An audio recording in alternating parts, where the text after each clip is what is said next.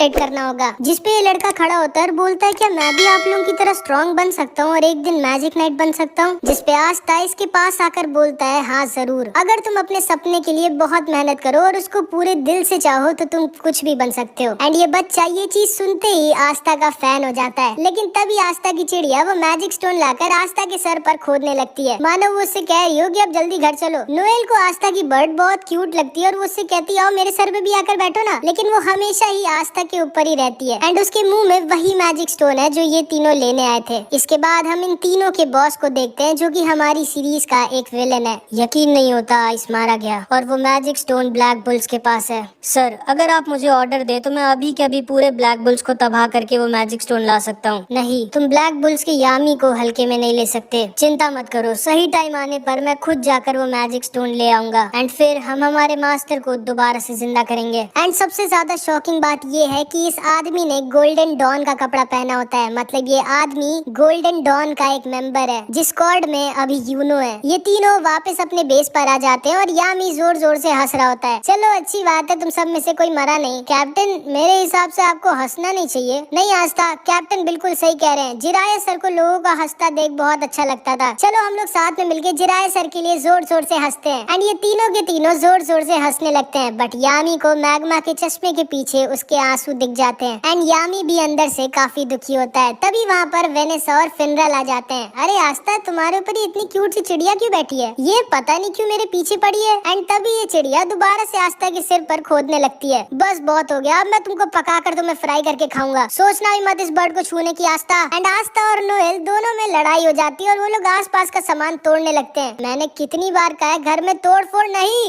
And यामी गुस्से में खुद पीछे की दीवार तोड़ देता है। फिर यामी सबसे कहता है अच्छा हाँ, मैं तुम्हें बताना भूल गया आस्था, जो तुमने किया है उसके लिए विज़र्ड किंग ने खुद तुम्हारी तारीफ करी है। कि क्या?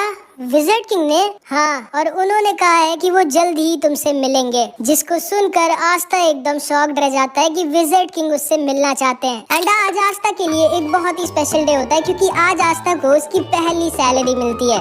इतने सारे पैसे, ये मेरी पूरी जिंदगी की सैलरी है क्या? ये तुम्हें ज्यादा लग रहे हैं आस्था। हाँ और नहीं तो क्या, इतने में मैं और मेरा पूरा चर्च साल भर खाना खाए। कैप्टन मैं आपको अपना सारा का सारा पैसा दूंगा, आप मुझसे लड़ाई करेंगे क्या? नहीं कैप्टन, मैं अपनी छोटी बहन मैरी से मिलने जा रहा हूँ। जाओ, मैं तो ढेर सारा खाना खाऊंगी। हाँ बस फटना मत, कुछ तो बोलो।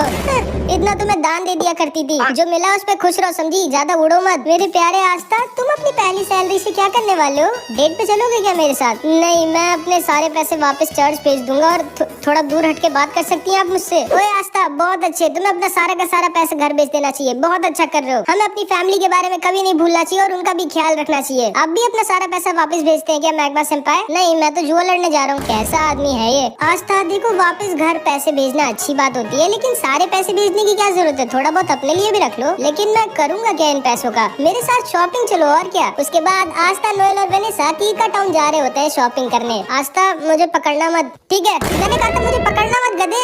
असल में इतनी तेज हवा चल रही थी कि आस्था को लगा नोएल कह रही है उसे पकड़ लो। इसके बाद हम देखते हैं आस्था, नोएल और वेनेसा तीनों कीका टाउन आ जाते हैं। आज भी आस्था इधर जिधर देख रहा होता है उसको मैजिक ही दिख रहा होता है। एंड उसे वहाँ पे चार्मी भी दिखती है जो मस्त ठूस रही होती है। इतना सारा खाना जाता किधर है? एंड इधर हमेशा की तरह फिनरल एक लड़की को छेड़ रहा होता है जो इसको बजा देती है। नोएल फिर से सोचती है कैसे पागलों की टीम में हूँ मैं। उसके बाद ये तीनों ब्लैक मार्केट में जाते हैं जहाँ पर इन्हें सेक्के मिल जाता है। ओए सेक्के, याद हूँ मैं तुम्हें, मैंने तुम्हारी बैंड बजाई थी। हाँ नहीं मतलब नहीं याद हो, कौन तुम? लेकिन तभी इन लोगों के पास एक बूढ़ी औरत का एक आदमी सामान चोरी कर भागने लगता है। आस्था उसके पीछे भागता है। ये दोनों इस बूढ़ी औरत के पास जाकर इससे कहते हैं आप चिंता मत करिए, आस्था के रहते वो आपका सामान लेके भाग नहीं पाएगा। आस्था के नहीं, मेरे रहते मेरी मैजिक बाइक से कोई भी नहीं भाग सकता। चिंता मत करो क्यूटीज, मैं अभी इस बूढ़ी औरत का पर्स लेके आता हूँ। कौन लड़का है ये? एंड सेक्के भी उस चोर के पीछे अपनी बाइक से भागता है। इधर हम देखते हैं आस्था इस चोर का पीछा कर रहा होता है। एंड ये चोर बोलता है तुम कभी भी मुझे नहीं पकड़ सकते बच्चे, जब तक मैं अपने मैजिक क्लाउड पे हूँ। एंड तभी आस्था अपनी तलवार निकालकर इस चोर की क्लाउड की तरफ फेंक देता है एंड उसके मैजिक क्लाउड को बीच से काट देता है। एंड ये आदमी नीचे गिरने वाला होता है। नीचे से सेक्के उसको अपनी बाइक से ठोक देता है। आस्था को सेक्के की बाइक बहुत कूल लगती है एंड सेक्के बोलता है मैंने तुम्हें पकड़ लिया चोर, अब तुम भाग नहीं सकते। लेकिन तभी ये चोर सेक्के के पैर पे एक पॉइजन वाला चाकू मार देता है एंड सेक्के वहीं पर गिर जाता है। सेक्के तुम ठीक तो? हाँ आस्था, मेरे जाने का टाइम आ गया है, माफ करना मैंने तुम्हें एंट्रेंस एग्जाम में धोखा दिया था। चुप रहे भाई, मैं कभी भी तुमसे गुस्सा नहीं था, तुम अभी भी मेरे दोस्त हो सेक्के। थैंक यू आस्था, लेकिन अब मुझे जाना होगा। क्या नाटक कर रहे हो, ये बस खुजली वाला पॉइजन है, लो अब ठीक हो जाओगे तुम। एंड इसके बाद सेक्के उस चोर को लेके अपने साथ वहाँ से चला जाता है। उसके बाद आस्था इस बूढ़ी औरत को उसका पर्स वापस कर देता है। अपना ध्यान रखिएगा दादी माँ। एंड आस्था, नोएल और वेनेसा इस बूढ़ी औरत को उसका सामान देकर वापस चले जाते हैं। एंड अभी ये बूढ़ी औरत अपना असली चेहरा दिखाती है, एक स्वॉर्ड जो कि सारे मैजिक को खत्म कर देती है। यामी की टीम में तो एक बहुत ही कमाल का मेंबर आया इस बार। एंड ये आदमी कोई और नहीं बल्कि असलियत में विज़र्ड किंग होता है। एंड इसने जैसा कहा होता है कि ये आस्था से मिलने आएगा, ये इसीलिए आस्था से मिलने आया होता है। सर आप फाइनली मिल गए मुझे, कहाँ हैं आप? अरे मैं तो बस ऐसे अपने किंगडम में घूम रहा हूँ मार्क्स, कम से कम बता कर तो जाया करिए सर, आप ऐसे नहीं गायब हो सकते, आप इस किंगडम के किंग है। ठीक है मार्क्स, मैं बस आ रहा हूँ वापस। लेकिन तभी विज़र्ड किंग को यूनो हवा में उड़ता हुआ दिख जाता है। मार्क्स मुझे थोड़ा सा और टाइम चाहिए। ठीक है सर, जल्दी वापस आइएगा। एंड विज़र्ड किंग यूनो की तरफ निकल जाते हैं। इधर हम देखते हैं यूनो, क्लॉस और उसकी एक टीममेट मिमोसा को मिशन मिला होता है सलीम का बॉडीगार्ड बनने का, जिसको यूनो ने एंट्रेंस एग्जाम में हराया था। हमेशा की तरह क्लॉस यूनो को देखकर मुंह बना रहा होता है। तभी सलीम कहता है, वैसे यूनो मानना तो पड़ेगा, तुम भले ही एक नोबल फैमिली के नहीं हो, लेकिन तुम फिर भी बहुत ज्यादा स्ट्रॉन्ग हो और तुम्हारे पास एक 4 लीफ ग्रिमवॉर भी है। मे बी शायद तुम सच में फ्यूचर में विज़र्ड किंग बन जाओगे। फिर मैं अपने बच्चों से कहूंगा, मैंने बचपन में विज़र्ड किंग के साथ लड़ाई की थी एंड वो एक दिन के लिए मेरा बॉडीगार्ड भी बने थे। वैसे तुम्हें कोई दिक्कत तो नहीं है ना मेरा बॉडीगार्ड बनने में? असल में मेरी जान के पीछे कुछ बहुत ही ज्यादा स्ट्रॉन्ग लोग पड़े हैं, इसीलिए मैंने तुम्हें एज अ बॉडीगार्ड चुना था। नहीं नहीं कोई दिक्कत नहीं है, बस दोबारा मुझे अपना बॉडीगार्ड मत चुनना। तभी मिमोसा बोलती है, क्लॉस सेनपाई वो बादल थोड़े से अजीब नहीं है? हाँ मैं ऊपर देख कर आता हूँ। नहीं यूनो अकेले मत जाना, ये मेरा ऑर्डर है। लेकिन यूनो इसकी बात कभी सुनता ही नहीं है। यूनो ऊपर उन बादलों को देखने के लिए निकल जाता है, लेकिन तभी उसके ऊपर कुछ मैजिशियंस अटैक कर देते हैं। यूनो नीचे गिर जाता है, लेकिन तभी वो अपने विंड ईगल मैजिक से उन सबको हरा देता है। वो सब वहाँ से भाग जाते हैं। सलीम यूनो के पास आता है और उसे थैंक यू बोलता है उसको बचाने के लिए। उसके बाद वो उससे कहता है, चलो ना यूनो तुम्हारे विलेज चलते हैं जहाँ पर तुम रहते थे, मुझे देखना है कि तुम्हारे जैसा स्ट्रॉन्ग लड़का कहाँ पर पला बड़ा हुआ है। पर सर ये हमारे मिशन में नहीं और फालतू में आपको अपना टाइम वेस्ट क्यों करना है? नहीं नहीं क्लॉस, मेरे पास बहुत टाइम है, चलो हम लोग चलते हैं, मेरा मन है यूनो का होम टाउन देखने का। एंड फिर यूनो, क्लॉस, मिमोसा और सलीम यूनो के चर्च पे ऐसे ही घूमने आ जाते हैं। यूनो को देखकर सिस्टर लिली, फादर और सारे बच्चे बहुत खुश हो जाते हैं। आस्था नहीं आया क्या? नहीं वो बाद में आएगा कभी। इसके बाद ये सारे लोग यूनो के चर्च के अंदर बैठकर खाना खा रहे होते हैं। सिस्टर लिली बाहर जाती है वेल से सबके लिए पानी लेने, बट जब वो वापस आ रही होती है तभी उसको कुछ लोग किडनैप कर लेते हैं। यूनो को सिस्टर लिली के चिल्लाने की आवाज आती है एंड वो भागते हुए बाहर जाता है तो देखता है जिन लोगों ने यूनो पर पहले अटैक किया था वही सिस्टर लिली को किडनैप कर ले गए। सलीम बोलता है, ये सब मेरी वजह से हुआ है, मुझे यहाँ आना ही नहीं चाहिए था, वो लोग मेरे पीछे पड़े थे एंड मेरी वजह से अब तुम्हारी फैमिली दिक्कत में है यूनो। ये दोनों यूनो का पैर पकड़कर रोने लगते हैं कि प्लीज सिस्टर लिली को बचा लो यूनो। एंड फादर भी तैयार हो जाते हैं सिस्टर लिली को बचाने जाने के लिए, लेकिन यूनो फादर से बोलता है, नहीं आप यहीं पर रहिए और सबका ख्याल रखिए, मैं सिस्टर लिली को वापस लेकर आता हूँ। लेकिन तभी क्लॉस बोलता है, नहीं तुम कहीं नहीं जाओगे यूनो, भूलो मत हमारा मिशन तुम्हारी सिस्टर लिली की नहीं बल्कि सलीम की प्रोटेक्शन करना है एंड यहाँ की लोकल पुलिस तुम्हारे सिस्टर लिली को बचा लेगी, चिंता मत करो। अब आओ बैठो मेरे साथ, हम लोग वापस जा रहे हैं। मैक्स बोलता है, पागल हो क्या तुम, यूनो हमारी सिस्टर लिली को ऐसे छोड़ के नहीं जा सकता। क्लॉस बोलता है, ये मेरा ऑर्डर है यूनो, जल्दी आके बैठो, हम जा रहे हैं यहाँ से। लेकिन यूनो तो स्टार्टिंग से इसकी बात नहीं सुनता है एंड यूनो इसको इग्नोर कर वहाँ से निकल जाता है सिस्टर लिली को बचाने। यूनो के सामने 3 स्ट्रॉन्ग मैजिशियंस आते हैं एंड यूनो आसानी से इन सबको हरा देता है, लेकिन चौथे वाले ने सिस्टर लिली को एज अ हॉस्टेज लिया होता है एंड इसीलिए यूनो इसके ऊपर अटैक नहीं कर सकता था। ये यूनो से कहता है, चुपचाप मेरे को अपनी ग्रिमवॉर दे दो बच्चे, अगर तुम अपनी सिस्टर लिली की सलामती चाहते हो। एंड यूनो के पास कोई भी ऑप्शन नहीं होता, वो सिस्टर लिली को बचाने के लिए अपनी ग्रिमवॉर इसको देने वाला होता है, लेकिन तभी चुपके से क्लॉस पीछे से अपने मैजिक से इस आदमी के ऊपर अटैक कर उसको बेहोश कर देता है। यूनो क्लॉस से कहता है, आप यहाँ क्या कर रहे हो? कुछ नहीं, बस इतनी बेइज्जती करवाने के बाद ही बेशर्मों की तरह तुम्हारी मदद करने आया हूँ मैं, और क्या। आखिर तुम कभी मेरा ऑर्डर क्यों नहीं मानते हो यार? यूनो इससे पूछता है कि आखिर इन लोगों ने सिस्टर लिली को क्यों किडनैप किया, जिसपे क्लॉस बोलता है, मुझे पहले से ही सलीम पे शक था, वो एक नोबल होने के बाद भी इतने छोटे से विलेज में आकर तुम्हारे चर्च पर खाना क्यों खाएगा। कहना क्या चाहते हो आप? यही कि ये सारे के सारे सलीम के पीछे नहीं पड़े बल्कि ये सब सलीम के आदमी है एंड ये सारे लोग सलीम के पीछे नहीं बल्कि तुम्हारे पीछे पड़े थे ताकि ये तुम्हारी ग्रिमवॉर तुमसे ले सके। एंड फिर मिमोसा अपने मैजिक से सलीम के मुंह से उसका सारा का सारा सच बाहर निकलवा लेती है। सलीम बोलता है, ये सब मैंने यूनो से बदला लेने के लिए किया था, मैं उससे उसकी ग्रिमवॉर छीन लूंगा क्योंकि उसकी वजह से मैं एंट्रेंस एग्जाम में फेल हो गया था और इसीलिए मैंने यूनो को अपना गार्ड चुना था ताकि मैं उसके ऊपर अटैक करवाकर उसकी ग्रिमवॉर उसे छीन सकूं। मैं तुम्हें छोड़ूंगा नहीं यूनो। जिसको सुनकर सिस्टर लिली गुस्सा हो जाती है एंड सलीम को एक वाटर पंच मारकर सुला देती है एंड सलीम का प्लान पूरी तरह से फेल हो जाता है। चलो ठीक है, अब तो तुम लोग पकड़े ही जा चुके हो, अब ये बताओ तुम लोगों लोगों का लीडर कहाँ छुपा बैठा है, लेकिन इन सबको पता ही नहीं होता है कि इनका लीडर कहाँ पर है, क्योंकि इनके लीडर को पहले ही विजिट किंग ने पकड़ लिया होता है। वो फर्स्ट विजिट किंग के स्टैचू के सामने मस्त लेट कर आराम कर रहे होते हैं। आप कहाँ है सर, जानते हैं कितना काम बचा हुआ है और आप यहाँ मजे में सो रहे हैं? आ रहा हूँ बाबा, आ रहा हूँ। एंड इसके बाद यूनो और सारे लोग दोबारा से चर्च में हंसी खुशी खाना खाते हैं, फिर वो सब वापस निकल जाते हैं। अगले दिन विलियम यूनो की टीम की तारीफ करता है, मुबारक हो, विजिट किंग ने तुम लोगों की तारीफ करी है एंड हमें सलीम की नोबल फैमिली के खिलाफ और भी कई गंदे कामों के लिए सबूत मिल गए एंड अब हम सलीम की फैमिली के ऊपर स्ट्रिक्ट एक्शन लेंगे। सर आप पहले से जानते थे कि ये सब हम लोगों के साथ होगा? हाँ, और इसीलिए मैंने यूनो को अकेला नहीं बल्कि तुम दोनों को इसके साथ भेजा था। अब जाओ आराम करो, तुम लोगों ने अच्छा काम किया। एंड फिर ये तीनों वापस जाने लगते हैं। क्लॉस यूनो से बोलता है, यूनो अगली बार तो मेरी बात मानोगे ना? हाँ, मुझे पता है तुम झूठ बोल रहे हो, आखिर ऐसा क्यों करते हो तुम? एंड यूनो उसे इग्नोर कर रहा होता है, जिसको सुनकर मिमोसा हंसने लगती है। एंड इधर हम देखते हैं मैग्मा दोबारा से जुए में सब कुछ हार जाता है, अपने कपड़े तक हार जाता है एंड चार्मी हमेशा की तरह ठूस रही होती है। एंड इधर दूसरी तरफ अचानक से एक बहुत बड़ा डंजन क्लोवर किंगडम और डायमंड किंगडम के बीच में ओपन हो जाता है। जिसको नहीं पता है मैं बता दूं, डंजन मतलब एक सीक्रेट टनल टाइप का होता है जिसके अंदर लोग खजाना यानी कि ट्रेजर छुपा कर रखते हैं एंड अंदर बहुत सारे ट्रैप्स भी होते हैं, इसलिए थोड़ा डेंजरस भी होता है। मार्क्स विजिट किंग से कहता है, सर मुझे आपको कुछ बताना है। मुझे पता है मार्क्स उस डंजन के बारे में और मुझे ये भी पता है कि हमें किसको उस मिशन पर भेजना चाहिए। एंड इसके बाद हम देखते हैं ये सारे के सारे ब्लैक बुल्स के मेंबर आस्था की चिड़िया का नाम डिसाइड कर रहे होते हैं। मैं इसका नाम रखता हूँ मैग्ना फायर। बिल्कुल नहीं, बहुत ही गंदा नाम है। इसका नाम होगा जॉन स्नो। नहीं, ये चिड़िया है, कोई राजा थोड़ी ना है। इसका नाम रख देते हैं दारू। दारू कैसा रहेगा? आखिर इसका नाम रखने की जरूरत क्या है? ये मेरे को दे दो ना, मुझे बहुत टेस्टी लग रही है। मैं पहले ही डिसाइड कर चुका हूँ इसका नाम क्या होगा। इसका नाम होगा रेड ब्लैक चिड़िया। एंड तभी आस्था की चिड़िया उसको मारने लगती है कि नहीं, ये नाम तो बिल्कुल नहीं रखना है मुझे। लेकिन फिर लक बोलता है, क्यों ना हम लोग इसका नाम मैरो रख दे। एंड इस चिड़िया को भी ये नाम पसंद आता है एंड इस चिड़िया का नाम मैरो पड़ जाता है। तभी वहाँ पर फिनरल के साथ यामी आ जाता है और सारे लोग यामी को देखकर बहुत खुश हो जाते हैं। यामी सबको बताता है, हमारे किंगडम में एक नया डंजन मिला है। क्या? एक नया डंजन? वाओ, एक नया डंजन। लेकिन वो होता क्या है? जब तुम्हें पता ही नहीं है डंजन क्या होता है तो तुमने वाओ क्यों बोला? बस ऐसे ही। और ब्लैक बुल्स को जाना है उस डंजन को एक्सप्लोर करने। यामी सर, मैं जाना चाहूंगा। हाँ आस्था, तुम्हें जाना ही पड़ेगा क्योंकि विजिट किंग खुद चाहते हैं कि तुम जाओ। क्या विजिट किंग? लगता है विजिट किंग सर को मैं बहुत ज्यादा अच्छा लगने लगा हूँ एंड ऐसे ही चलता रहा तो अपने बाद वो मुझे विजिट किंग बना देंगे। याहू।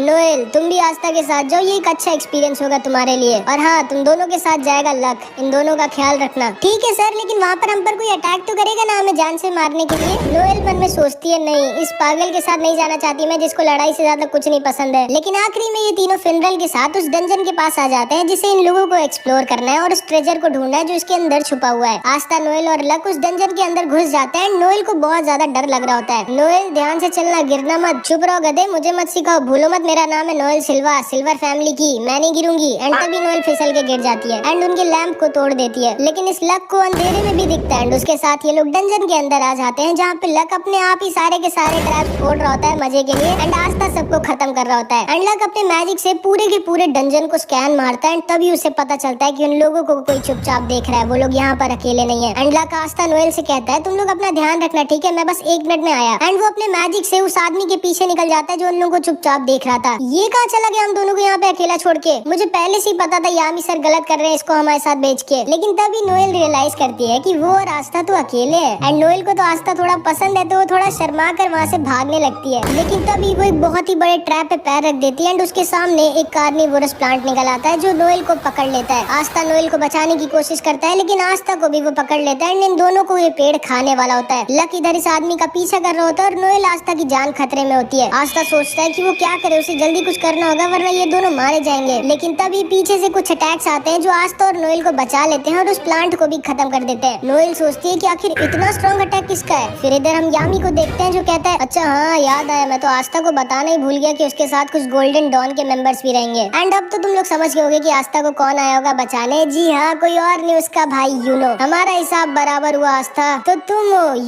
यूनो और ये दोनों नीचे आकर आस्था और नोएल से मिलते हैं। क्लॉस बोलता है, हाँ, मुझे लगा ही था इतने वीक से ट्रैप में ब्लैक बुल्स जैसी बेकार स्क्वाड का ही कोई मेंबर फंसा होगा। ये आपके चेहरे पे कुछ लगा है, मुंह नहीं धोया क्या आपने? ओए लड़के, तमीज से बात करो मुझसे, मैं गोल्डन डॉन का सीनियर मेंबर हूँ, मेरा नाम है क्लॉस और मैं एक नोबल फैमिली से हूँ। तुम्हारी हिम्मत कैसे हुई मुझसे ऐसे बात करने की? एंड इधर मिमोसा नोएल से मिलती है एंड ये दोनों बहनें होती है एंड इन दोनों की बिल्कुल भी नहीं पटती आपस में। कैसी हो नोएल? तुम्हें तो काफी दिक्कत हो रही होगी, मैंने सुना है ब्लैक बुल्स के सारे मेंबर थोड़े पागल हैं। हाँ मैं तो बिल्कुल ठीक हूँ, तुम कैसी हो? क्योंकि मैंने सुना है गोल्डन डॉन में सबके सब बहुत स्ट्रॉन्ग है और तुम तो सबके लिए एक बोझ बन गई होगी क्योंकि तुम इतनी वीक हो। नहीं, मेरा मैजिक तो बहुत इंपॉर्टेंट और यूजफुल है गोल्डन डॉन के लिए। विलियम सर ने खुद मुझसे कहा था। तुम्हारा क्या हाल है? निशाना ठीक हुआ तुम्हारा? हाँ अब ठीक हो गया। एंड ये दोनों ऐसे एक दूसरे को ताना मार रही होती है और आस्था और क्लॉस आपस में लड़ रहे होते हैं। अच्छा हाँ याद आया, तुम्हारे साथ तो कोई एक और भी होना चाहिए था ना, कहाँ है वो? कहीं डर के भाग तो नहीं गया तुम लोगों को अकेला छोड़ के? जिसपे आस्था और नोएल कुछ नहीं बोल सकते थे क्योंकि उन्हें खुद ही नहीं पता है कि लक कहाँ पर गया है। एंड इधर लक इस आदमी का पीछा कर रहा होता है जो बहुत तेज भाग रहा होता है।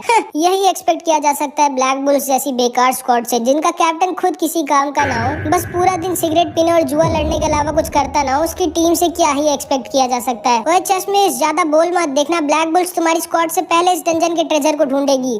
सपने में पहले अपने टीममेट को तो ढूंढ लो, उसके बाद ट्रेजर को ढूंढना। चलो यूनो और मिमोसा। एंड फिर यूनो, मिमोसा और क्लॉस निकल जाते हैं ट्रेजर को ढूंढने। आस्था नोएल से कहता है जल्दी चलो, हम हार नहीं सकते इन सबसे। एंड ये दोनों भी निकल जाते हैं ट्रेजर को ढूंढने, लेकिन इन लोगों को बाहर जाने का रास्ता ही नहीं मिल रहा होता है। तभी मैरू उड़ती है और इन लोगों को बता देती है, लो ये रास्ता है, चलो निकलो यहाँ से। एंड ये दोनों भी वहाँ से निकल जाते हैं। इधर हम देखते हैं विज़र्ड किंग को एक सोल्जर बताता है कि डायमंड किंगडम ने भी कुछ मैजिक नाइट्स को डंजन को एक्सप्लोर करने के लिए भेजा है। लेकिन क्यों? जब वो डंजन क्लोवर किंगडम में खुला है तो डायमंड किंगडम के लोग क्यों आए? सर हमें जल्दी से कुछ करना चाहिए। चिंता मत करो मार्क्स, मैंने कुछ बहुत ही ज्यादा स्ट्रॉन्ग लोगों को उस डंजन में भेजा है, सब ठीक होगा। एंड विज़र्ड किंग ने बिल्कुल सही कहा होता है क्योंकि लक ने इधर अकेले ही सारे के सारे डायमंड किंगडम के मैजिक नाइट्स को हरा दिया होता है। एंड सिर्फ एक आदमी बचा होता है जिसका नाम लोटस होता है। तो मैं देख सकता हूँ तुम काफी स्ट्रॉन्ग हो बच्चे, तुमने तो अकेले ही मेरे सारे के सारे चेलों को हरा दिया। हाँ लेकिन तुम्हारे चेले बहुत वीक थे, तुम तो स्ट्रॉन्ग हो ना, क्योंकि मैं अभी किसी स्ट्रॉन्ग आदमी से लड़ने के लिए मर रहा हूँ। हाँ मैं स्ट्रॉन्ग तो हूँ लेकिन मैं यहाँ से भाग रहा हूँ क्योंकि मेरा लड़ने का मन नहीं अभी। लेकिन तभी लक इसके ऊपर अटैक कर देता है एंड लोटस अपना मैजिक दिखाता है जो कि होता है स्मोक मैजिक। तो तुम्हारे पास लाइटनिंग मैजिक है एंड तुम्हारी रोप से मुझे पता चल रहा है कि तुम ब्लैक बुल्स के मेंबर हो। मैं बता दूं कि मैं आज तक सिर्फ एक आदमी से ही फाइट में आ रहा हूँ जो कि तुम्हारा कैप्टन यामी है। कोई बात नहीं, आज तुम दूसरी बार हारोगे, अब आओ लड़ो ना मुझसे। लेकिन तभी अचानक से लक को कुछ अजीब सा लगता है। लगता है मेरे पॉइजन ने असर दिखाना स्टार्ट कर दिया। असल में इस पूरे टाइम लोटस हवा में अपनी मैजिक से एक पॉइजन रिलीज कर रहा होता है जिससे सामने वाले की स्पीड बहुत ज्यादा कम हो जाती है और सामने वाले को चक्कर भी आते हैं। एंड उस मैजिक की वजह से लक को भी चक्कर आने लगते हैं एंड वो वहाँ पर गिर जाता है। अब तुम आराम करो बच्चे, मेरे पास बहुत काम है, मुझे अपने लीडर को भी ढूंढना है। एंड ये कह के लोटस वहाँ से जाने लगता है, लेकिन तभी लक दोबारा से इसके ऊपर अटैक कर देता है एंड इस बार वो पिछली बार से भी ज्यादा फास्ट होता है। कैसे? आखिर ये बच्चा अभी भी इतना तेज कैसे है? जिस पे लक बोलता है मेरे पास लाइटनिंग मैजिक नहीं है, मैं खुद लाइटनिंग हूँ और तुम बिजली को कितना भी स्लो कर लो आखिरी में वो रहेगी फास्ट ही। एंड तुम जा कह रहे हो? अभी तो हमारी लड़ाई शुरू भी नहीं हुई। एंड इधर हम देखते हैं क्लॉस, मिमोसा और यूनो उस डंजन के ट्रेजर गेट के पास पहुंच जाते हैं जहाँ पे उस डंजन का ट्रेजर रखा है। लेकिन तभी अचानक से लोटस का लीडर मिमोसा को पीछे से इंजर्ड कर देता है। कौन हो तुम? सामने से हटो मेरे। इस लड़के का नाम मार्स होता है एंड ये डायमंड किंगडम का प्रिंस होता है एंड ये बहुत ही ज्यादा स्ट्रॉन्ग होता है, आइस से भी ज्यादा स्ट्रॉन्ग। एंड इसके पास डायमंड मैजिक होता है। मिमोसा अपने आप को हील करने लगती है। यूनो और क्लॉस साथ में से लड़ रहे होते हैं लेकिन ये अकेला इन दोनों पर भारी पड़ रहा होता है। क्लॉस यूनो से बोलता है यूनो जल्दी मिमोसा को लेकर यहाँ से निकलो, मैं इसको रोक कर रखता हूँ। लेकिन आप अकेले इसके सामने नहीं टिकोगे, ये बहुत स्ट्रॉन्ग है, मैं जानता हूँ इसके सामने मैं नहीं टिकूंगा, ना तो हम दोनों साथ में इसके सामने टिकेंगे। लेकिन अभी हमें मिमोसा को बचाना होगा, तुम जल्दी से मिमोसा को यहाँ से लेके निकलो और वापस बैकअप लेके आना। हम इस डंजन के ट्रेजर को डायमंड किंगडम के हाथ में नहीं लगने दे सकते, मैं एक डिकॉय की तरह इसको रोक कर रखता हूँ, तुम जल्दी जाओ और बैकअप लेके आना। लेकिन यूनो फिर से इसकी बात नहीं सुनता और कहता है नहीं, हम लोग एक टीम बनकर आए थे और हम लोग जाएंगे भी एक टीम बनकर। लेकिन मैं बता दूं कि यूनो अभी इसको अकेला नहीं हरा सकता क्योंकि ये बहुत ही ज्यादा स्ट्रॉन्ग है। एंड इधर हम देखते हैं कि इस आदमी ने धोखे से लक को पकड़ लिया होता है। ठीक है बच्चे, अब तुम्हारा मरने का टाइम आ गया है। एंड आस्था और नोएल भी इधर ट्रेजर को ढूंढ रहे होते हैं। यूनो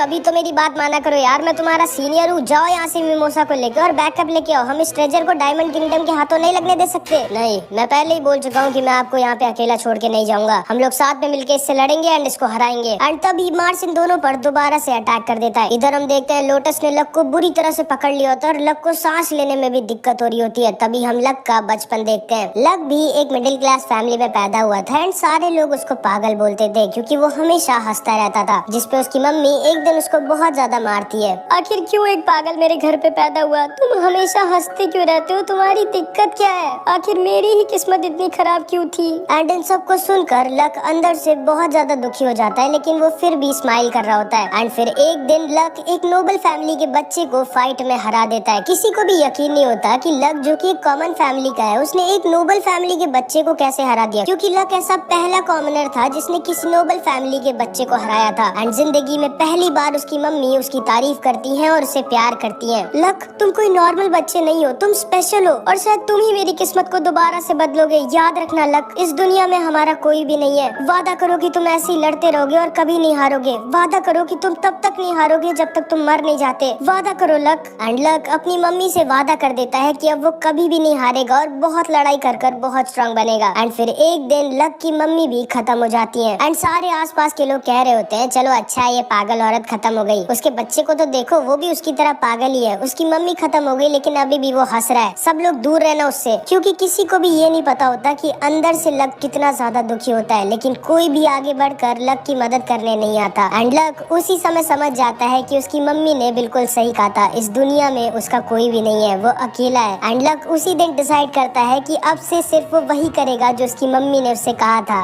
लड़ाई। और वो तब तक लड़ेगा जब तक वो मर नहीं जाता। एंड तब से आज तक लक एक भी बैटल में नहीं हारा है। एंड इसीलिए उसे लड़ना इतना ज्यादा पसंद है, क्योंकि वही एक चीज थी जिसके लिए उसकी मम्मी ने उसकी तारीफ की थी। लक लोटस के मैजिक की वजह से सांस भी नहीं ले पा रहा होता। ठीक है बच्चे, टाइम आ गया है तुम्हारा मरने का। नहीं, मैं हार नहीं सकता। मेरी मम्मी ने कहा था कभी हारना मत, लेकिन एक मिनट, उन्होंने ये भी तो कहा था कि मुझे तब तक नहीं हारना है जब तक मैं मर ना जाऊं। और मैं अब इसके मैजिक से बाहर नहीं निकल सकता। शायद अब मुझे मर ही जाना चाहिए। एंड लक गिव अप कर देता है और तैयार हो जाता है मरने के लिए। ठीक है बच्चे, अब सो जाओ हमेशा के लिए। लेकिन तभी वहाँ पर हमारा आस्था आ जाता है अपनी मैजिकल तलवार को लेके। एंड लोटस के मैजिक को बीच से काट कर खत्म कर देता है एंड लक को बचा लेता है। हाँ, इस लड़के ने अपनी तलवार से मेरा मैजिक खत्म कर दिया। ये कैसा मैजिक है? आस्था लोटस से बोलता है, ओए तुम्हारी हिम्मत कैसे हुई मेरे सेनपाई को छूने की। एंड इधर यूनो भी मार्स के सामने अपनी ग्रिम वॉर निकाल लेता है। एंड आस्था और यूनो दोनों तैयार हो जाते हैं एक बहुत ही खतरनाक बैटल लड़ने के लिए। लक को समझ में नहीं आ रहा होता कि आखिर आस्था ने उसे क्यों बचाया। एंड वो अभी भी स्माइल कर रहा होता है। आखिर तुम्हारी दिक्कत क्या है बच्चे? तुम अभी भी हंस क्यों रहे हो? कहीं तुम्हें ये तो नहीं लग रहा कि तुम्हारे दोस्त तुम्हें बचा लेंगे? और अगर तुम्हें ऐसा लग रहा है तो ये तुम्हारी गलत फहमी है। लक आस्था और नोएल से कहता है तुम दोनों यहीं रुको, मैं इसको अकेला मारूंगा। मेरी मम्मी ने मुझसे कहा था मेरे को तब तक लड़ना है जब तक मैं मर नहीं जाता। एंड लक लोटस के ऊपर दोबारा से अटैक कर देता है, लेकिन लोटस उसके अटैक को डॉज करके उसके ऊपर अटैक कर देता है। एंड लोटस का अटैक लक को लगने वाला होता है, लेकिन एक बार फिर से आस्था लक को बचा लेता है और आस्था लक से बोलता है नहीं, मैं आपको मरने नहीं दूंगा लक सेनपाई। लक सोचता है कि आखिर ये क्यों मुझे बचाना चाहता है, मैं आखिर हूँ क्या इसका? मेरी मम्मी ने तो कहा था कि इस दुनिया में मेरा कोई भी नहीं है। एंड तब आस्था लक से बोलता है माफ करना लक सेनपाई, लेकिन मैं आपको मरने नहीं दे सकता क्योंकि आप मेरी फैमिली का एक हिस्सा है। एंड उसी समय लक की आंखें खुल जाती है और वो समझ जाता है कि नहीं, अब वो अकेला नहीं है, उसके पास अब एक पूरी फैमिली है जो उससे प्यार करती है एंड उसको प्रोटेक्ट करती है। एंड लक आस्था से कहता है तुम शायद सही कह रहे हो आस्था, साथ में लड़ने में शायद ज्यादा मजा आएगा, चलो मिलकर हम लोग इसकी बैंड बजाते हैं। एंड आस्था, नोएल और लक तैयार हो जाते हैं लोटस को हराने के लिए। इधर हम देखते हैं यूनो अपनी पूरी जान लगाकर मार्स के साथ लड़ाई कर रहा होता है, लेकिन मैंने तो पहले ही बताया था कि मार्स बहुत ज्यादा स्ट्रॉन्ग है। यूनो को समझ में नहीं आ रहा होता कि आखिर वो कैसे मार्स को हराए। और इधर लोटस ने अपने मैजिक से इन तीनों को घेर लिया होता है। जैसे ही आस्था उसके मैजिक को काटता है, दोबारा से लोटस का मैजिक आकर उन लोगों को घेर लेता है। लक सोचता है कि आखिर हम लोग कैसे हराए इसको, इसके स्मोक के अंदर हम लोग इसको देख नहीं सकते और ये बहुत ज्यादा फास्ट है और ये हम लोगों को हमारी मैजिक पावर की वजह से सेंस कर पा रहा है और हम लोगों में सिर्फ मैं ही इसको सेंस कर पा रहा हूँ। लेकिन तभी लक को याद आता है कि अरे हाँ, आस्था के पास तो मैजिकल पावर है ही नहीं, तो लोटस आस्था को सेंस नहीं कर सकता। एंड लक इन दोनों से कहता है मेरे पास एक प्लान है। नोएल आस्था को अपने मैजिक से हवा में भेजती है एंड लक अपने मैजिक से लोटस पर अटैक करता है और लोटस को आस्था की तरफ जाने के लिए मजबूर कर देता है। एंड आस्था के पास तो मैजिक है ही नहीं, तो लोटस आस्था को सेंस नहीं कर पाता एंड इसीलिए आस्था उसके पास पहुंच जाता है एंड अपनी तलवार से लोटस के ऊपर अटैक कर देता है। एंड लोटस अपने स्मोक प्रिजन से निकलकर दूर जाकर गिर जाता है। एंड इधर हम देखते हैं यूनो की हालत बहुत ज्यादा खराब हो चुकी होती है। सामने से हटो मेरे, तुम सब मुझे नहीं हरा सकते। एंड लोटस इधर समझ जाता है कि नहीं, वो आस्था के रहते इन लोगों को नहीं हरा सकता। एंड तभी वो अपने मैजिक से एक स्मोक कार बनाकर वहाँ से भागने लगता है। भाई साहब, आखिर क्या क्या कर सकता है अपने मैजिक से। लक उसके पीछे भागता है, लेकिन लक को चकमा देके लोटस वहाँ से निकल जाता है। चलो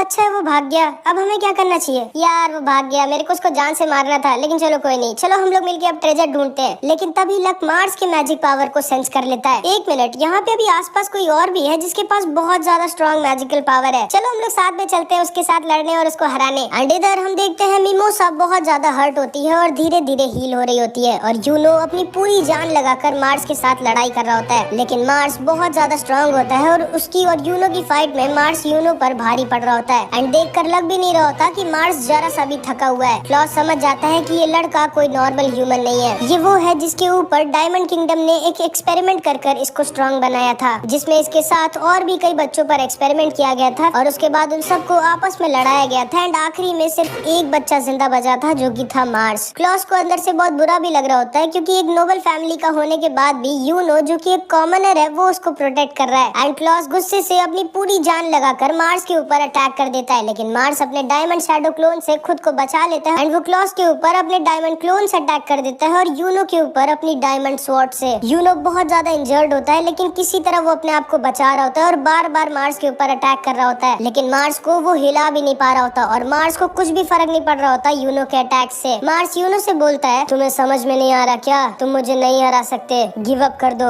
एंड तभी यूनो को अपने पास्ट की याद आ जाती है जब वो और आस्था आपस में ट्रेनिंग किया करते थे एंड तब यूनो अपने मैजिक से आस्था को आसानी से बार बार हरा दिया करता था। तुम्हें समझ में नहीं आ रहा क्या आस्था, तुम मुझे नहीं हरा सकते, गिव अप कर दो। नहीं, मैं कभी भी गिव अप नहीं करूंगा, ये फाइट तब तक नहीं खत्म होगी जब तक मैं जीत नहीं जाता। एंड आस्था की तरह यूनो भी गिव अप करने वाला नहीं था क्योंकि आखिरी में वो है तो उसका भाई ही। एंड वो फिर से मार्स के ऊपर अटैक करने लगता है एंड मार्स डिसाइड करता है कि अब वो इस फाइट को खत्म कर देगा एंड वो अपनी डायमंड स्वॉर्ड से यूनो के ऊपर एक फाइनल अटैक कर देता है। यूनो अपने मैजिक से उसके स्वॉर्ड को रोकने की कोशिश करता है लेकिन उसकी स्वॉर्ड तो डायमंड की थी तो वो उसे रोक नहीं पाता और मार्स की स्वॉर्ड यूनो की तरफ आगे बढ़ जाती है। क्लॉस बोलता है, नहीं यूनो, एंड मार्स की स्वॉर्ड यूनो को बस खत्म करने वाली होती है, लेकिन तभी वहाँ पर फिर से हमारा आस्था आ जाता है एंड आस्था अपनी स्वॉर्ड से मार्स की स्वॉर्ड को बीच से काट देता है। क्लॉस देखकर डर जाता है कि आखिर जिस स्वॉर्ड को यूनो तक अपने मैजिक से नहीं काट पाया उसको इस लड़के ने कैसे काट दिया। आस्था मार्स से बोलता है, मेरे भाई से दूर रहना। मार्स भी एकदम शॉक्ड रह जाता है कि आखिर कौन है ये लड़का, क्योंकि जिंदगी में पहली बार किसी ने मार्स की स्वॉर्ड को बीच से काटा था। एंड यूनो भी आस्था को देखता है और सोचता है कि आखिर कितना स्ट्रॉन्ग हो गया है आस्था एंड अब वो बचपन वाला वो वीक आस्था नहीं रह गया है। मिमोसा और क्लॉस भी आस्था को देखकर एकदम दंग रह जाते हैं। अबे ओए गधे, क्या कर रहा है तू, ऐसे बनेगा विज़र्ड किंग, अभी मैं ना आया होता तो गए थे तुम। चुप रहो, मैं बस हराने वाला था उसे। हराने वाले थे कि मरने वाले थे? देख लेना, इसको तो मैं ही हराऊंगा। तो ठीक है, चलो फिर आओ देख लेते हैं कि हम दोनों में से पहले इसको कौन हराता है। क्लॉस सोच रहा होता है कि आखिर ये कैसे हो सकता है, एक ब्लैक बुल्स का मेंबर, वो भी जिसके पास मैजिक नहीं है, वो सोच भी कैसे सकता है कि वो मार्स जैसे स्ट्रॉन्ग मैजिशियन को हरा सकता है। आखिर कौन है ये लड़का। एंड तभी मार्स का एक शैडो क्लोन क्लॉस के ऊपर अटैक करने वाला होता है, लेकिन तभी लक उससे आकर बचा लेता है और उसके क्लोन को एक ही बार में हरा देता है। हाँ, ये तो लक है जो आज तक एक भी बैटल नहीं हारा। यही है क्या वो तीसरा ब्लैक बुल्स का मेंबर जो आस्था और नोएल को अकेला छोड़कर भाग गया था? नहीं, ये भाग नहीं सकता, मुझे शायद कुछ गलत फहमी हुई थी। लेकिन ये क्या हो रहा है, ये कैसे हो रहा है? ब्लैक बुल्स जैसी बेकार स्क्वाड गोल्डन डॉन की मदद कैसे कर सकती है? एंड इधर नोएल भी मिमोसा से आके कहती है, तुम ठीक तो हो ना? हाँ, मैं भी शायद तुम सही कह रही थी, मैं वीक हूँ। हाँ, तुम वीक हो, लेकिन चिंता मत करो, मेरे रहते अब तुम्हें कोई यहाँ छू भी नहीं सकता। एंड इधर हम देखते हैं आस्था अकेले मार्स से भिड़ जाता है एंड मार्स होता तो बहुत स्ट्रॉन्ग है, लेकिन आस्था के एंटी मैजिक के सामने वो थोड़ा सा कमजोर पड़ने लगता है। मार्स फिर से अपने ढेर सारे क्लोन्स बना देता है, लेकिन यूनो और लक उसके सारे क्लोन्स को संभाल लेते हैं। मार्स आस्था के ऊपर फिर से अपनी स्वॉर्ड से अटैक करता है, लेकिन आस्था की स्वॉर्ड के सामने उसकी स्वॉर्ड थोड़ी न टिकेगी। एंड आस्था उसकी स्वॉर्ड को बीच से काट कर हवा में उड़ता है एंड मार्स के ऊपर अपनी स्वॉर्ड से अटैक कर देता है एंड उसको दूर फेंक देता है। एंड जिंदगी में पहली बार मार्स हार रहा होता है एंड मार्स जाकर बगल के पानी के अंदर गिर जाता है। सारे लोग आस्था की पावर को देखकर एकदम शॉक्ड रह जाते हैं, खास करके क्लॉस। आखिर ये लड़का जो कि एक कॉमनर है वो इतना स्ट्रॉन्ग कैसे है? ये क्या हो रहा है? क्या हुआ क्लॉस?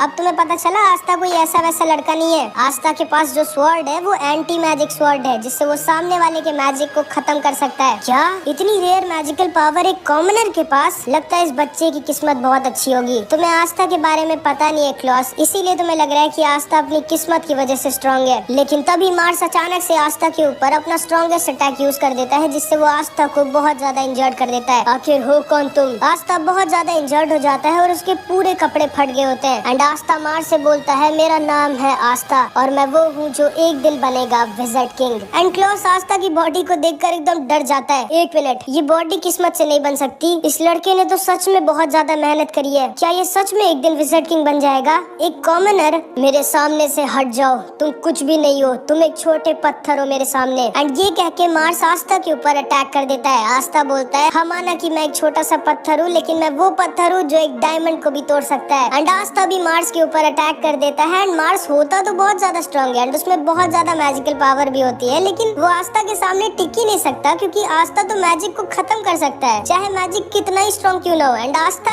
एक अटैक है और वहीं पर बेहोश हो जाता है। एंड आस्था को लगता है कि वो उस फाइट को जीत गया है। उसके बाद क्लॉस अपने मैजिक से मार्स को बंदी बना लेता है। तुम्हें सच में लगता है ना कि तुम्हारा मैजिक इसको पकड़ कर रख पाएगा? और नहीं तो क्या, मेरी मैजिकल पावर पे शक मत करो लड़के, मैं एक नोबल फैमिली का हूँ और इसको देखो ये इतना ज्यादा इंजर्ड है। तुम्हें लगता है कि ये मेरा मैजिक प्रिजन तोड़ पाएगा? और मेरे पास इसकी ग्रिम वॉर भी है, तो ये नहीं निकल सकता मेरे मैजिक से। ठीक है समझ गया। आस्था हाँ जल्दी से उन कपड़ों का कुछ करो। एक मिनट, कपड़े तो मेरे फटे हैं, तुम क्यों शर्मा रही हो? चुप रहो और अपने कपड़े ठीक करवाओ जल्दी। ठीक है, तो गोल्डन डॉन अपने मिशन में सक्सेसफुल हुई और हम ब्लैक बुल से जीत गए, क्योंकि हम पहले ट्रेजर के पास पहुंचे थे। पागल हो गया तुम? मैं ना होता तो अभी तुम लोग ट्रेजर के पास नहीं भगवान के पास पहुंच जाते। चुप रहो लड़के, तमीज से बात करो मेरे से। मेरा नाम है क्लॉस और मैं गोल्डन डॉन का ये हम जीत गए, ब्लैक बुल्स जीत गई। मेरी बात बीच में मत काटो, ब्लैक बुल्स जीत गई। मैंने कहा मेरी बात बीच में मत काटो, ब्लैक बुल्स जीत गई। गोल्डन डॉन जीती है, ब्लैक बुल्स जीती है, नहीं golden dawn black bulls. And इसी बात पे इन दोनों की फिर से लड़ाई हो जाती है। तभी लक्स सबसे बोलता है ये गेट तो बहुत ही ज्यादा स्ट्रॉन्ग मैजिकल पावर का बना हुआ है, आस्था तुम ही इसको बीच से काट सकते हो। जिसपे क्लॉस बोलता है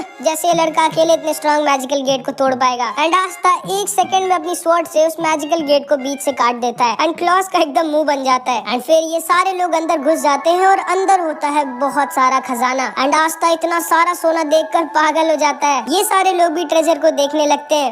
ये क्या जादू का? ओए लड़के, इस ट्रेजर को मत छुओ। क्यों, ये तुम्हारा है क्या? नहीं, ये क्लोवर किंगडम के लोगों का है। हाँ तो मैं भी तो क्लोवर किंगडम का ही हूँ। ढक्कन किसको बोला तुमने? एंड तभी यूनो को एक मैजिकल स्क्रॉल दिखती है एंड यूनो जैसे ही उसको अपने हाथ में खोलता है, उस स्क्रॉल में जो भी लिखा था वो गायब हो जाता है और यूनो की ग्रिम वॉर बहुत ज्यादा तेज रोशनी में जलने लगती है। क्लॉस सोच रहा होता है कि आखिर ये दोनों भाई जो कि एक नोबल फैमिली के भी नहीं है, फिर आखिर ये दोनों इतने स्ट्रॉन्ग कैसे हैं? एक के पास 4 लीफ ग्रिम वॉर है और दूसरे के पास इतनी रेयर एंटी मैजिक की पावर है। एंड इसके बाद हम देखते हैं नेरो आस्था को जबरदस्ती एक दीवार के पास लेके जाती है। क्या करूँ मैं इस दीवार का? एंड नेरो आस्था को मारने लगती है, क्योंकि आस्था समझ नहीं रहा होता कि नेरो से क्या कहना चाह रही थी। लेकिन तभी अचानक से दोबारा से मार्स की ग्रिम वॉर चलने लगती है। लक जोर से चिल्लाता है दरवाजे से दूर हटो तुम लोग, लेकिन बहुत ज्यादा लेट हो चुकी थी। मार्स गेट को तोड़कर अंदर आ जाता है और नोएल के ऊपर अटैक कर देता है और नोएल बहुत ज्यादा इंजर्ड हो जाती है। आस्था नोएल की हालत को देखकर पागल हो जाता है और अपनी ग्रिम वॉर से अपनी तलवार निकालकर मार्स की तरफ भागता है। मार्स की ग्रिम वॉर भी दोबारा से उड़कर उसके पास चली जाती है और मार्स अपने डायमंड मैजिक से इन सब को पकड़ लेता है। आखिर कैसे?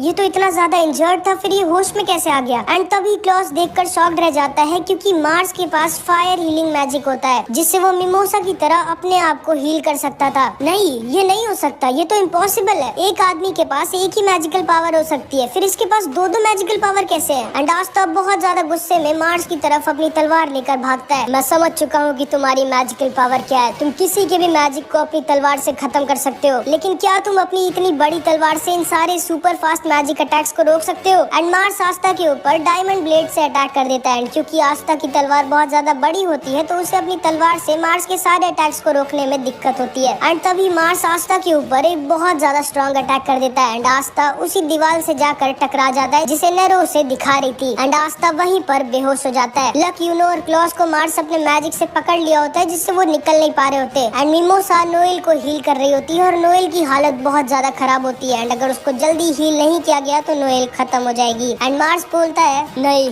मैं तुम्हारी दोस्त को तुम्हें बचाने नहीं दूंगा, तुम सब वीक हो, तुम सबको मैं मार डालूंगा। एंड मार्स मिमोसा और नोएल की तरफ आगे बढ़ता है उन्हें खत्म करने। अब आस्था तो बेहोश हो चुका था और ये तीनों भी हिल नहीं पा रहे होते। अब कौन नोएल को मार्स से बचाएगा? मुझे नफरत है दोस्ती से, इस दुनिया में दोस्ती नाम की कोई चीज नहीं होती। एंड मार्स ऐसा क्यों कह रहा होता है, ये हम उसके बचपन को देखकर समझ जाएंगे। बचपन में हम मार्स को देखते हैं जो रो रहा होता है, क्योंकि उसके मम्मी पापा ने उसे पैसों के लिए डायमंड किंगडम के साइंटिस्ट को बेच दिया होता है। तुम रो क्यों रहे हो? मार्स उल्टा घूमता है तो उसके सामने एक लड़की खड़ी होती है जिसका नाम हिनाटा होता है। तुम्हारा नाम मार्स है ना? चिंता मत करो, मैंने सुना है कि जब हम लोग बहुत स्ट्रॉन्ग हो जाएंगे तब हमें साइंटिस्ट छोड़ देंगे एंड हम सब फिर से आजाद हो जाएंगे। जिसको सुनकर मार्स दोबारा से थोड़ा खुश हो जाता है। मेरा नाम हिनाटा है, तुम मेरे दोस्त बनोगे मार्स? चलो हम लोग साथ में इस जगह से बाहर निकलेंगे। एंड जिंदगी में पहली बार मार्स का कोई दोस्त बनता है। उसके बाद मार्स और हिनाटा बहुत अच्छे दोस्त बन जाते हैं, इतने अच्छे कि वो दोनों एक दूसरे के लिए अपनी जान भी दे सकते थे। लेकिन फिर एक दिन उनके एक्सपेरिमेंट का फाइनल एग्जाम आ जाता है। ये तुम सारे बच्चों का फाइनल टेस्ट है, तुम सबको एक दूसरे से लड़ना है और जान से मारना है, और जो भी आखिरी में अकेला जिंदा बचेगा वो इस जगह से आजाद हो जाएगा और वो बन जाएगा डायमंड किंगडम का स्ट्रॉन्गेस्ट मैजिक नाइट। एंड इस अनाउंसमेंट को सुनते ही मार्स एकदम शॉक्ड रह जाता है, लेकिन लेकिन सारे के सारे बच्चे एक दूसरे पर हमला कर देते हैं एंड एक दूसरे को जान से मारने लगते हैं जिन्हें वो इतने टाइम से जानते थे। लेकिन मार्स किसी को भी नहीं मारता क्योंकि वो बहुत अच्छा होता है और वो अपने दोस्तों पर अटैक नहीं करना चाहता था। वो पूरे टाइम सिर्फ अपने आप को बचाता रहता है। लेकिन आखिरी में मार्स के अलावा सिर्फ एक और बच्ची जिंदा बची होती है जो कोई और नहीं बल्कि हिनाटा होती है। एंड मार्स तो हिनाटा के ऊपर अटैक करने नहीं वाला था क्योंकि वो हिनाटा से बहुत प्यार करता था। लेकिन तभी हिनाटा रोते रोते बोलती है, माफ करना मार्स, लेकिन मुझे तुम्हें जान से मारना होगा, मुझे यहाँ से निकलना है। एंड हिनाटा मार्स के ऊपर अटैक कर देती है। मार्स को यकीन नहीं होता कि हिनाटा उसे धोखा कैसे दे सकती है जबकि वो उसकी इतनी अच्छी दोस्त थी। एंड मार्स के पास कोई और ऑप्शन नहीं बचता तो वो अपने आप को बचाने के लिए हिनाटा को खत्म कर देता है एंड बहुत ज्यादा रोता है। एंड उसके बाद से ही मार्स का दोस्ती के ऊपर से विश्वास उठ जाता है और वो किसी पर भी विश्वास नहीं करता। एंड इसीलिए वो नोएल और मिमोसा को खत्म करना चाहता था क्योंकि उसे दोस्ती से नफरत होती है। एंड इधर हम देखते हैं हमारा आस्था बेहोश पड़ा होता है। ओए लड़के, मेरी बेइज्जती मत करा, जल्दी उठ, मेरे पास तेरे लिए कुछ है। जिसको सुनकर आस्था होश में आ जाता है एंड उसको समझ में नहीं आता कि अभी अभी उसको किसने उठाया था। एंड तभी वो देखता है उसके बगल में एक छोटे साइज की तलवार जमीन में घुसी हुई होती है। एंड इधर हम देखते हैं मार्स इन दोनों के ऊपर अपने डायमंड ब्लेड से अटैक कर देता है मिमोसा। लेकिन तभी वहाँ पर आस्था अपनी नई स्वॉर्ड लेकर पहुंच जाता है और मिमोसा और नोएल को बचा लेता है। एंड अब तो आस्था की तलवार का साइज बहुत कम होता है तो आस्था आसानी से मार्स के सारे अटैक्स रोक देता है। तुम फिर से आ गए? आस्था सोचता है नहीं, मैं अभी मार्स पर अटैक नहीं कर सकता, मेरा मेन काम इस समय नोएल को प्रोटेक्ट करना है। लेकिन तभी हम देखते हैं नोएल भी होश में आ जाती है और कहती है, आस्था मेरी चिंता मत करो, अब मैं ठीक हूँ, जाओ बैंड बजा दो इसकी। जिसको सुनते ही आस्था तैयार हो जाता है मार्स की बैंड बजाने के लिए। एंड तभी मार्स आस्था के ऊपर अटैक कर देता है और आस्था अपनी नई तलवार से अपने एंटी मैजिक वेव से अटैक कर देता है। आस्था सिर्फ अपने एक अटैक से मार्स को दोबारा से दूर फेंक देता है एंड मार्स दूर जाकर गिर जाता है। लेकिन इस बार मार्स का अटैक भी आस्था को लग जाता है एंड आस्था के पेट में मार्स का एक से दूर फेंक देता है एंड मार्स दूर जाकर गिर जाता है। लेकिन इस बार मार्स का अटैक भी आस्था को लग जाता है एंड आस्था के पेट में मार्स का एक डायमंड घुस जाता है एंड आस्था वहीं पर बेहोश हो जाता है। ये सारे लोग अपने आप को आजाद करने की कोशिश करते हैं लेकिन मार्स का डायमंड प्रिजन बहुत ज्यादा स्ट्रांग होता है तो इसीलिए वो लोग मार्स के मैजिक से छूट नहीं पा रहे होते। आस्था वहीं पर बेहोश पड़ा होता है लेकिन मार्स फिर से वापस उठ जाता है। भाई बहुत स्ट्रांग होता है ये। एंड ये गुस्से में बोलता है, बस बहुत हुआ, अब मरो तुम। एंड मार्स आस्था के ऊपर अपनी डायमंड स्वॉर्ड से अटैक कर देता है एंड आस्था को बस जान से मारने वाला होता है। नहीं, ये क्या हो रहा है? मैं इतना वीक नहीं हो सकता कि मैं अपने सामने मेरे भाई को मरने दूं। अगर मैंने अपने सामने आस्था को मरने दिया तो मैं कभी भी विज़र्ड किंग नहीं बन पाऊंगा। एंड तभी यूनो की 4 लीफ ग्रिम वॉर्ड दोबारा से जलने लगती है एंड अचानक से मानो टाइम रुक जाता है एंड यूनो के बगल में एक छोटी सी स्पिरिट उड़ रही होती है। यूनो सोचता है कि ये क्या है एंड तभी उस स्पिरिट की नींद खुलती है एंड वो सिर्फ एक फूंक मारती है एंड मार्स की और उसके स्वॉर्ड दोनों की धज्जियां उड़ा देती है एंड इस बार मार्स पूरी तरह से हार जाता है। एंड इन सबको अपनी आंखों पर यकीन नहीं होता कि यूनो ने मार्स को हरा कैसे दिया एंड इन लोगों के ऊपर से मार्स का मैजिक भी हट जाता है। ये कैसे किया तुमने यूनो? हाँ, ये कैसे किया तुमने यूनो? कौन सा मैजिक यूज किया था तुमने? पता नहीं। एंड तभी यूनो अपनी ग्रिम वॉर में वही चीज लिखी हुई देखता है जो स्क्रॉल में लिखी हुई थी जिसे उसने थोड़ी देर पहले उठाया था। पता नहीं तुमने ये कैसे किया लेकिन बहुत अच्छे, सही किया। मुझे नहीं लगता कि अब ये जल्दी उठने वाला है। एंड इधर हम देखते हैं मिमोसा आस्था को हील करने लगती है एंड आस्था की नई तलवार अपने आप आस्था की ग्रिम वॉर के अंदर चली जाती है। लगता है हम लोग जीत गए। लेकिन तभी अचानक से वो डंजन अपने आप तबाह होने लगता है। हमें जल्दी यहाँ से निकलना होगा वरना हम सब मारे जाएंगे। यूनो तुरंत ही अपने मैजिक से विंड कार बनाता है और सारे लोग उस पर आकर बैठ जाते हैं। लक भी आस्था को लेकर यूनो की विंड कार पर चढ़ जाता है। मिमोसा आस्था को हील करती रहो एंड वो सब वहाँ से जल्दी जल्दी निकलने लगते हैं क्योंकि यहाँ नीचे उनकी जान खतरे में होती है। लेकिन तभी आस्था अपनी बची कुची जान लगाकर बोलता है, यूनो हमें उसे भी बचाना होगा। क्या बक रहे हो तुम हमारे दुश्मन को बचाना चाहते हो? तुम जानते हो ना वो कितना बुरा इंसान है। हाँ, मैं जानता हूँ कि वो बुरा इंसान है लेकिन हम लोग तो बुरे इंसान नहीं है ना, इसीलिए हमें उसे बचाना होगा। यूनो बोलता है ठीक है। एंड वो लोग मार्स को बचाने के लिए उसकी तरफ जाने लगते हैं लेकिन तभी एक बड़ा सा पत्थर उसके ऊपर गिर जाता है। यूनो उसे बचाने का टाइम नहीं है, उसे बचाने के चक्कर में हम सब मारे जाएंगे, निकलो यहाँ से। एंड मार्स को पीछे छोड़कर ये लोग किसी तरह अपनी जान बचाते हुए एक दूसरे की मदद करते हुए उस डंजन से निकल जाते हैं। बाल बाल बचे हम लोग। मजा आ गया, एक और बार चले क्या? तुम सही में पागल हो क्या? एंड ये सारे लोग उस डंजन से जिंदा बचकर निकल जाते हैं। लेकिन तभी हम लोटस को देखते हैं। लोटस भी वही नीचे ही था जो पूरे टाइम चुपचाप खजाना जमा कर रहा होता है एंड उसने मार्स को भी बचा लिया होता है जो कि अभी बेहोश पड़ा होता है। एंड अभी मार्स को उसका पूरा का पूरा पास्ट याद आ जाता है जो साइंटिस्ट ने उसे भुलवा दिया था जब हिनाटा ने उसके ऊपर अटैक कर दिया था और मार्स ने हिनाटा को खत्म कर दिया था एंड वो जोर शोर से बैठकर रो रहा था। तभी हिनाटा उसके पास आती है और उसे हील करने लगती है। तुमने ऐसा क्यों किया हिनाटा? हम तो साथ में बाहर जाने वाले थे, मुझे ना माफ करना मार्स, लेकिन मैं जानती थी कि तुम मुझे कभी नहीं मारोगे, इसीलिए मुझे तुम पर अटैक करना पड़ा ताकि तुम मुझे मार दो और इस जगह से बाहर निकल जाओ। मेरा इस दुनिया में कोई भी नहीं है मार्स तुम्हारे अलावा, इसीलिए मैं तुम्हें मरने नहीं देना चाहती थी। अब जाओ मार्स, हम दोनों के संतिर पूरी दुनिया देखो। एंड ये कह के हिनाटा वहीं पर खत्म हो जाती है। एंड अब जाके मार्स को समझ में आता है कि नहीं, हिनाटा ने कभी भी उसे धोखा नहीं दिया था, वो मार्स से सच में बहुत प्यार करती थी। एंड तभी मार्स होश में आ जाता है। तो तुम होश में आ गए मार्स, देखो तो हमने बहुत बड़ा हाथ मारा है, अब हमारा पूरा गांव कई सालों तक पेट भर के खाएगा। हाँ, मुझे बचाने के लिए thank you lotus. Thank you, ये कब से इतना अच्छा हो गया? एंड इसी तरह डायमंड किंगडम वालों के लिए एकदम हैप्पी एंडिंग हो जाती है। एंड इधर हम देखते हैं आस्था होश में आ जाता है। एंड अब आस्था भी एकदम ठीक होता है, बस उसके पेट में थोड़ा सा दर्द हो रहा होता है। माफ करना आस्था, मैं तुम्हें पूरी तरह से हील नहीं कर पाई, मेरा मैजिक पावर खत्म हो गया था। नहीं मिमोसा, तुम्हें मुझे सॉरी नहीं, मुझे तुम्हें थैंक यू कहना चाहिए। तुम ना होती तो आज मैं जिंदा भी ना होता। Thank you mimosa. जिसको सुन के मिमोसा शर्मा के नोएल के पीछे जाके छुप जाती है। मतलब समझ रहे हो? दो लड़कियां पीछे पड़ गई हमारे आस्था भाई के। बताओ, पता नहीं मेरे पीछे कब कोई एक पड़ेगी। एनीवेज, इसके बाद हम देखते हैं क्लॉस इन दोनों के पास आता है और इन दोनों को गले लगा लेता है। माफ करना मुझे, मैंने आज तक तुम दोनों को अपने से नीचे समझा क्योंकि तुम दोनों एक कॉमनर थे, लेकिन अब मैं ऐसा कभी भी नहीं करूंगा। मुझे बहुत खुशी है कि हम सब के सब जिंदा हैं। क्लॉस सर, इतना जोर से मत गले लगाओ वरना मैं ज्यादा देर जिंदा नहीं बचूंगा। ओ माफ करना। ओए यूनो, मुझसे लड़ाई करोगे क्या? चलो देखते हैं हम दोनों में कौन ज्यादा स्ट्रांग है। नहीं। अरे नोएल देखो, मेरी तरह तुम्हारे भी कपड़े फट गए। चुप रहो पागल। एंड इन लोगों की भी इधर एकदम हैप्पी एंडिंग हो जाती है। इसके बाद ये सारे लोग वापस अपने बेस लौट जाते हैं। इसके बाद हम थोड़े दिनों बाद देखते हैं, क्या मैं एक हफ्ते बाद सो के उठाऊं? और नहीं तो क्या, भालू हो क्या तुम? कोई बात नहीं मेरे प्यारे आस्था, तुम्हारी चोट से रिकवर होने के लिए तुम्हें एक अच्छी नींद की जरूरत थी। और हाँ, नोएल को तुम्हारी बहुत चिंता थी, वो रोज रोज तुम्हारी तबीयत देखने जाती थी। क्या सच में नोएल? झूठ बोल रही है ये। आस्था, अब तो तुम ठीक हो गए हो, मुझसे लड़ाई करोगे क्या? नहीं, अभी मुझे बहुत भूख लगी है। मुझे पता था तुम्हें भूख लगी होगी आस्था, इसीलिए मैं तुम्हारे लिए